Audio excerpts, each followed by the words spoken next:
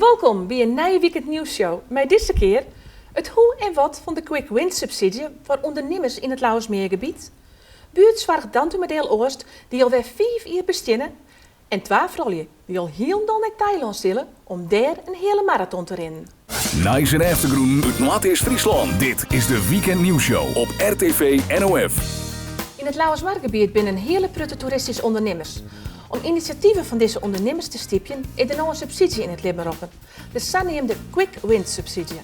Bij mij zit Jelle Boerma. Hij is bestuurlijk trekker van het toerisme in het Noord-Friesland. Ja, goeiedag Jelle Boerma.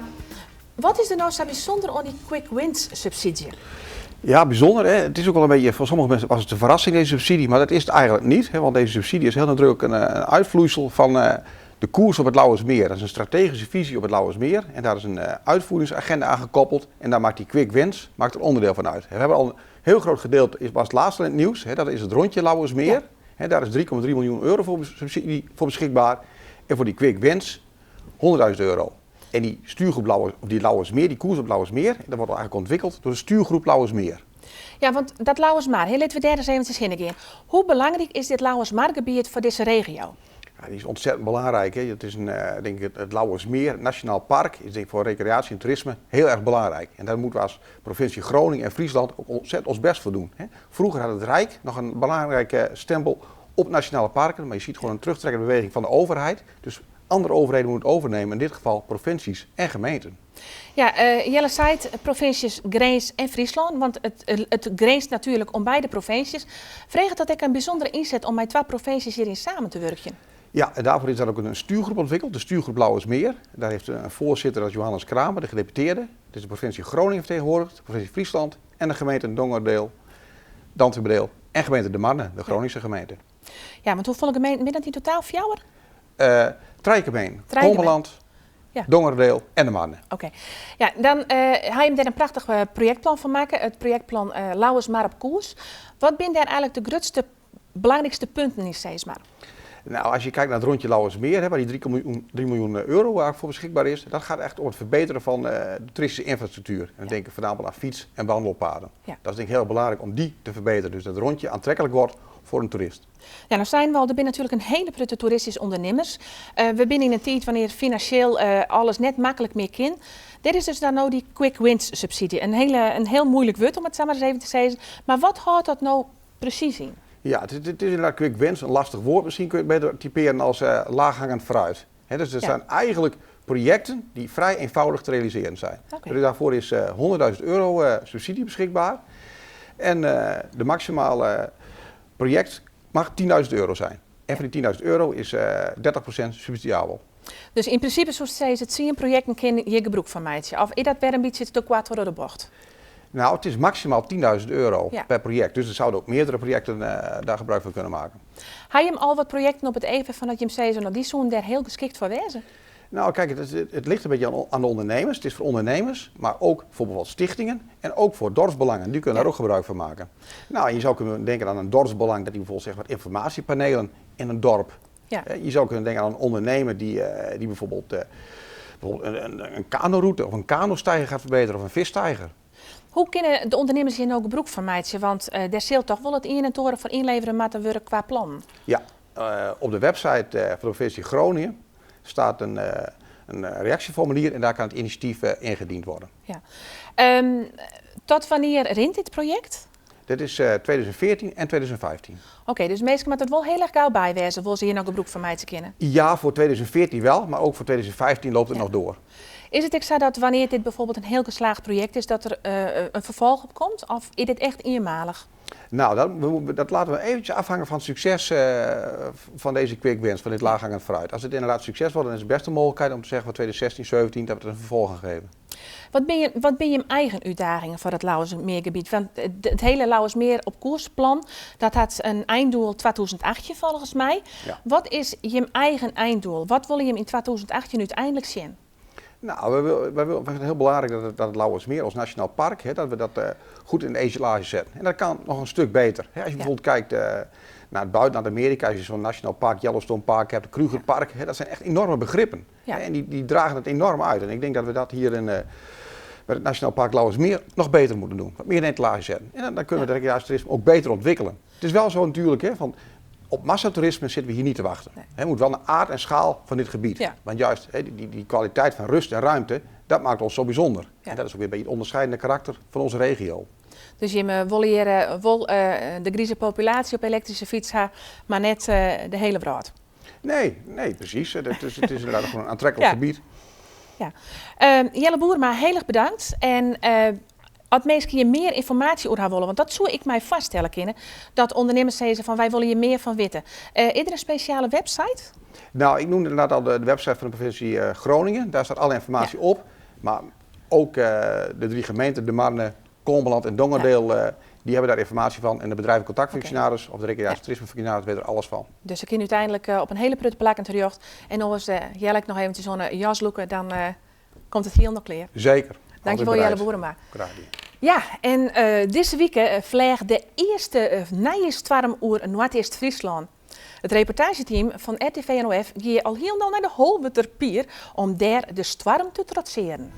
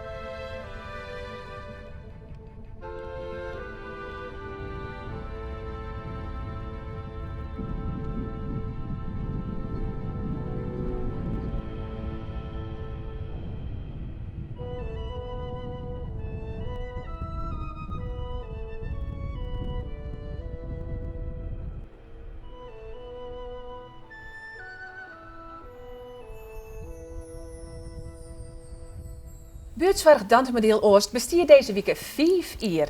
Bij mij zitten Renske Willems en Akke de Jong. Zij binnen verzorgende. Hoe maakt het zeggen? Wat ben je, Renske, precies?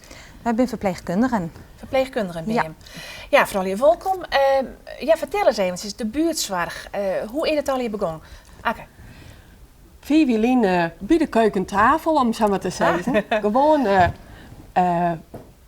wie nog werkzaam in de thuiszorg en in de wiekverpleging. En toen hingen we jet van het fenomeen buurtzorg. En daar hingen we heel wat zin in. Binnen liedse teams, zelfsturende teams. En zo ben we om de tafel gaan. Eerst met meerdere vrouwen en we zijn met z'n 4 uur bleun. En toen ben we 1 oktober 2009 ben we losgegaan.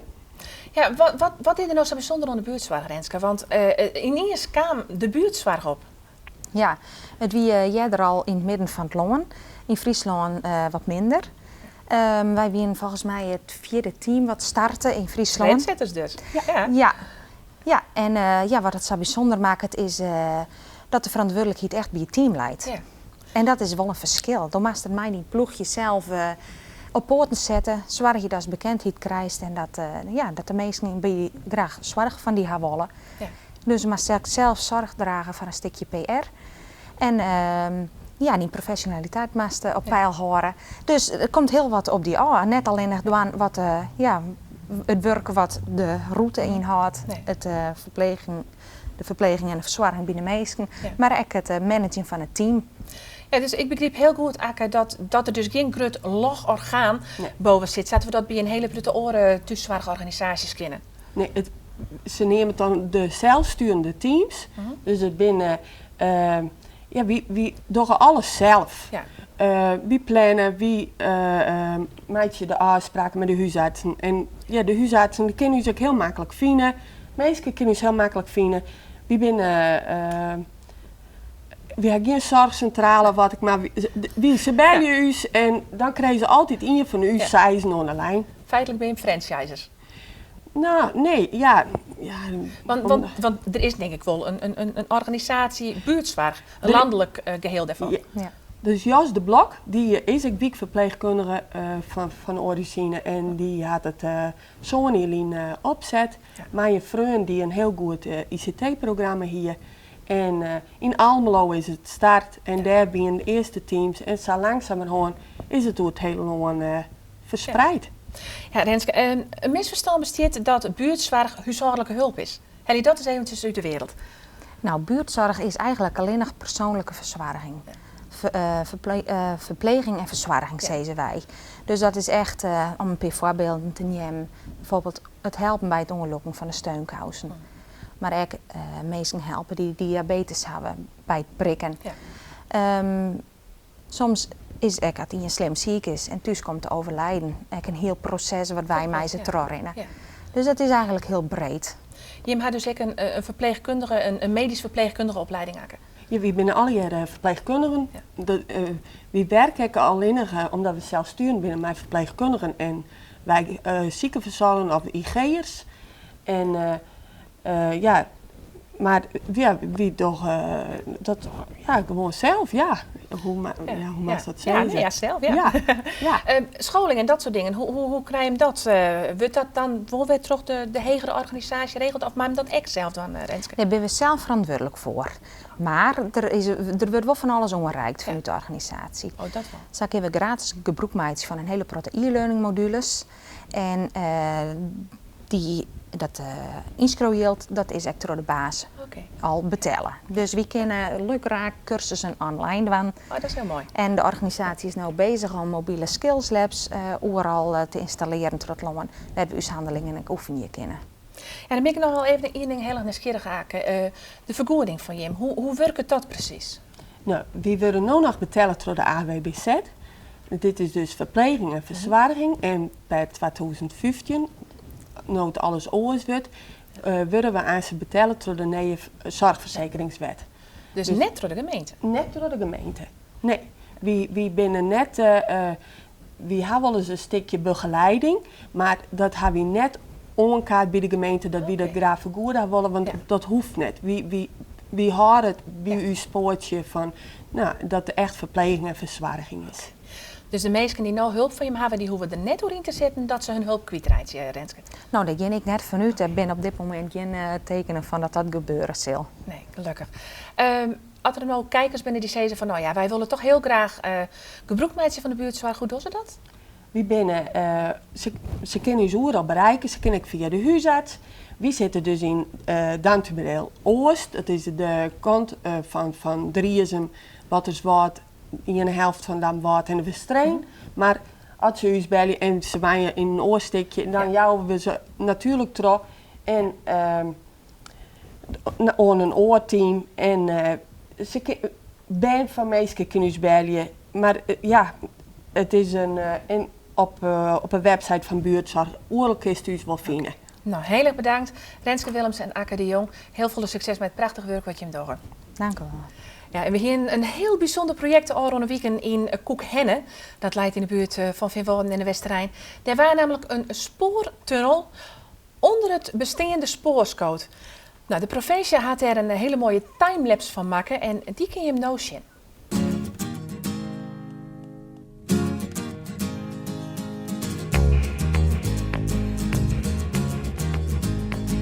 Look at me, I'm a train on a track, I'm a train, I'm a train, I'm a chicken train, yeah.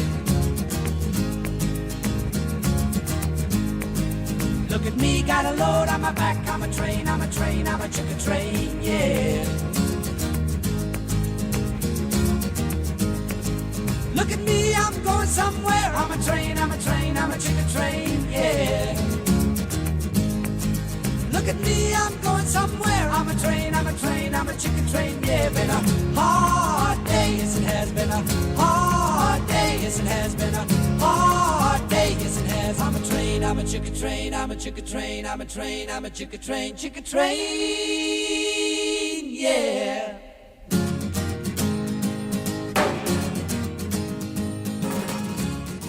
Mijn laatste twee gasten binnen twee hele stoere vrouwen, vind ik. Inge van Densel en Chantal Hulshoff. Ja, vrouwen, je begonnen al heel dol in Thailand een hele marathon in. Hoe kom je hem deze bij, Chantal? Ja, nou, wij zijn ooit met z'n beiden begonnen met hutrennen, met Evi, van 0 naar 4 kilometer. Ja. En we hadden zoiets van, nou ja, dat wie al heel vreemd dat we dat dienen, want nou ja, kleert. Het past in het bier. Nee, niet echt, maar vooruit, wij dienen dat en wij waren er ook wel volhardend in. En op een gegeven moment winnen we z'n vier dat wij die 4 kilometer konden rennen. Dus wij helemaal 4, Evi 4, nou fantastisch. En dan denk je, ja wat nou? Ja. En we zijn onderwijs wel eens wat soort eigenlijk leuk was om gewoon eens een keer mijn doel te rennen. Een color run, een, ja weet ik veel wat, iets. Wij horen al van kleur, dus dat spruts is wel om. Maar toen werd ik benaderd door een famke dat ik ken van een compassion reis. Die ik een keer die naar de Filipijnen. En die vertelde me van de vrouwenmarathon in Thailand. Dus toen had ik eerst iets van, nou, nee. En Inge die zegt het ook, in diezelfde tijd ook wat in de media voorbij kwam. Dus wij hinderen het zo wat over. En nou ja, wij hinderen iets van, het is nogal wat. Ja, hè? succes. Ja, 4 kennen we, maar 21 en plus alles wat erbij komt zien. Nou ja, we hadden er week moeten twijfelen, dan weer ja, dan weer nee. Maar het idee liet is net los en op een gegeven moment hebben we gewoon zijn van ja. En we zien wel. Hè? Nou ja, nou ga ik dat zelf ook, die in rennen met Evi, Vlaanderen, vakantieland. En die 5 kilometer, die hel ik nog wel. Maar als ik denk, maar toch 21 kilometer. Inge, het zwitst me al op de bed. Ja, nou ja, we hadden het ook wel bij de eerste straat, hè, die eerste lesjes. Maar later merk je toch wel dat je uithoudingsvermogen krijgt en conditie. En nou, dan ga je het blokje om en dan plak je er wat aan vast. En zo bouw je het wel wat op. Ja. Ja, in feite is het een way of life dan ineens worden. Hè? Want 21 kilometer rennen, daar mag toch echt in het leven echt op onpas liek het mij Inge. Ja, zeker. Ja, ik moet af en toe dan even wat oppas inschakelen. En ik heb ook mijn gezin. Maar iedereen weet nu dat we het met een doel doen. Ja. En staan er ook helemaal achter. Dus dat is helemaal leuk. Ja. Nou, dat doe ik wel met Azenha. Want 21 kilometer rennen in Kalmeswegen omstreken is nog het ene. Maar dan kost dus naar Thailand, naar Myanmar. Wist eigenlijk in de tropen, semi-tropen, wat is het? Het is bloed niet jong. Ja. Nou, En hoe gaan we dat doen? Ga je in de sauna hut erin? Nou, de loopbaan in de sauna staan. Nee, ze hebben toch dat we daar om zo'n beginnen met rennen. Ah. En dan is het er iets van 20 graden. Okay, dus dat is een beetje, de vochtigheid zal oors wezen. Maar en het stuk dat we rennen, dat is halve kilometer heen en weer terug. Dat is echt redelijk vlak. Oh, dat is dus wel wat heel dat mooi. dan gaat, ik ga vorige week in Duitsland rond, want daar weer op vakantie, nou, dat voelde al. En dan sta je in die heuvelachtige gebied. Dus ze hebben dus beloofd dat het redelijk vlak is. Maar dan rest ik ter plekke en dan komt er uit, daar haast het verdienen. Ja. Dus ik denk dat is dan wel natuurlijk rennen wel op was. adrenaline, hè? Nou, dat denk ik. Ja, dames, 24 januari dan is het Safir, Takamir, hè? Behalve dat er nog een aantal kilometers op de tel komen, maar er €124.000 nog op de tafel komen. Hoe wil je dat bij elkaar krijgen, Chantal? Nou, gelukkig hoeven wij het net die 124.000 te doen. Oh, gelukkig. Dat dacht ik tenminste. Nee, gelukkig. Oh nee. Nee, wij hebben mij altijd goed is gaan zo'n 50 vrouwen mij. Ja. En samen is dat pensioen. Elke vrouw met €2500 aan sponsoring meenemen. Dat is het idee. Okay. En dus wij met mij zijn beiden €4.000 centen verzamelen. En daar hebben we al je acties en dingen voor. Nee. Ja, en vertel eens Inge, wat voor acties binnen dat onder andere al? We hebben in de zomervakantie een fancy fair gehouden op het werk bij mij. En we hebben nog wat dingen in de planning. Afgelopen week hebben we koek verkocht langs de deur. Ah. En dan willen we straks nog een high tea gaan houden in leuk. Het Lichtpunt in Kolmerswaag. Dus dat wordt wel leuk. En wanneer zal die high tea plak vinden, Inge? 8 november. 8 november. En de gemeente zich nog voorop, Jan? Ja, zeker. Graag zelfs.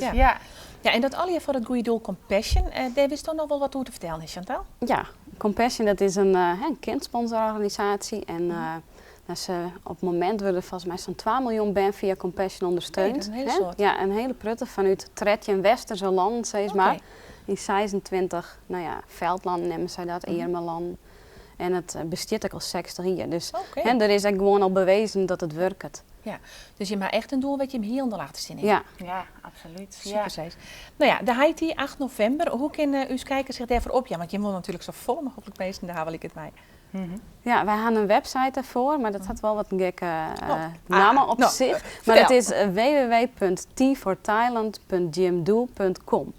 En ons gewoon maar even googlen op us, dan vinden we het wel. Ja.